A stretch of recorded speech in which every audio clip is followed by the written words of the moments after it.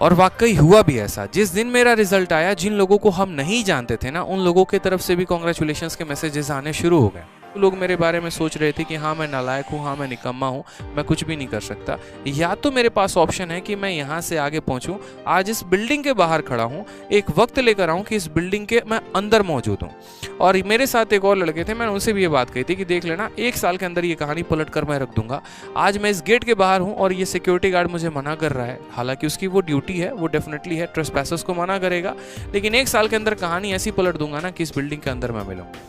और हुआ भी यही यहाँ पर। एक मेरे भाई तब से परेशान है और वो एक ही बात कहे जा रहे हैं कि सर ब्रेकअप हो गया, मोटिवेशन दीजिए। देखिए, ऐसा नहीं है कि ब्रेकअप होने के बाद पर्टिकुलरली किसी चीज़ की मोटिवेशन की ज़रूरत होती है। एक छोटी सी आप लोगों को हम स्टोरी शेयर करते हैं, क्योंकि ये बच्चा काफ़ी परेशान है और तब से एक ही बात लिखे जा रहा है, इसीलिए मैं आपको एक छोटी सी बात बताता हूँ कि जब ब्रेकअप हो जाए तो क्या करना चाहिए इंसान को।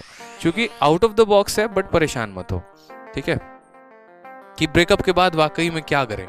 ठीक है, ये एक बहुत बड़ा मुद्दा हो सकता है, बहुतों के लिए ये छोटी शब्द हो सकती है, जो थोड़े से पढ़ाकू होंगे उनको लगेगा अरे सर क्या बता रहे हैं, ठीक है, लेकिन जिनके साथ जीवन में ऐसी घटना होती है उनके लिए बहुत महत्वपूर्ण बात होती है।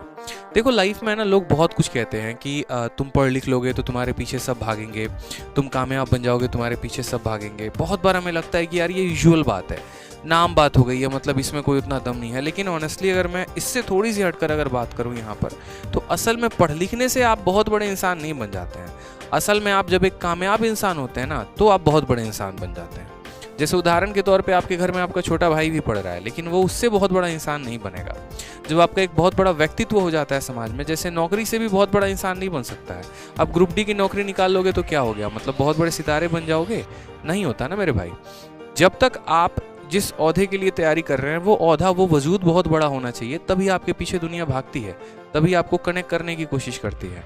जैसे एग्जाम्पल में देखिए, आप एक मूवी है शादी में ज़रूर आना, मेरे भाई हीरो क्या रहता है, एक क्लरिकल एसएससी से मान लो कोई एक इंस्पेक्टर पोस्ट पे सेलेक्टेड होता है, और जो उनकी मोहतरमा, जो उनकी मैडम होती हैं, वो यूपीएससी में कोई पर्टिकुलर एक पोस्ट निकालती हैं।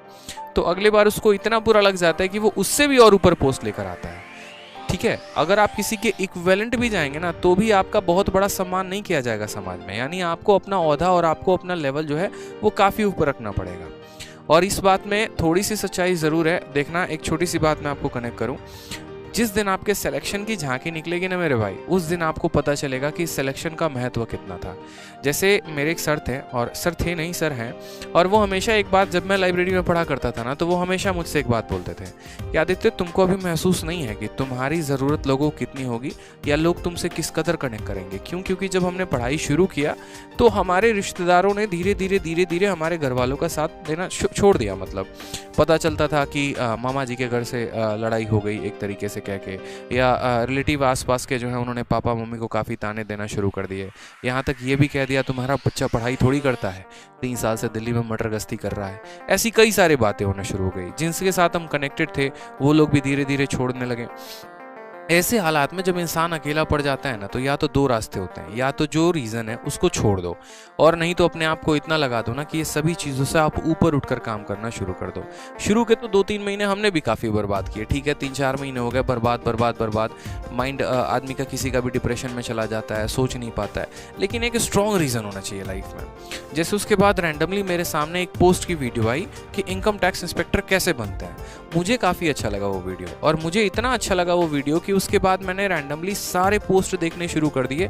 अच्छा, सीजीएल में इनकम टैक्स इंस्पेक्टर भी होता है, उसके बाद जो है यहाँ पर डबल ए इंस्पेक्टर भी होता है, उसके बाद एक्साइज इंस्पेक्टर्स भी होता है। और आप बिलीव नहीं करेंगे, जिस रात मैंने वीडियो देखी थी उसके अगले रात, चूँकि मैं दिल्ली में रहता था, तो उसके अगले रात मैंने यहाँ पर जो है मेट्रो लिया था, और मेट्रो लेकर मैं पहुँच गया था विदेश मंत्रालय।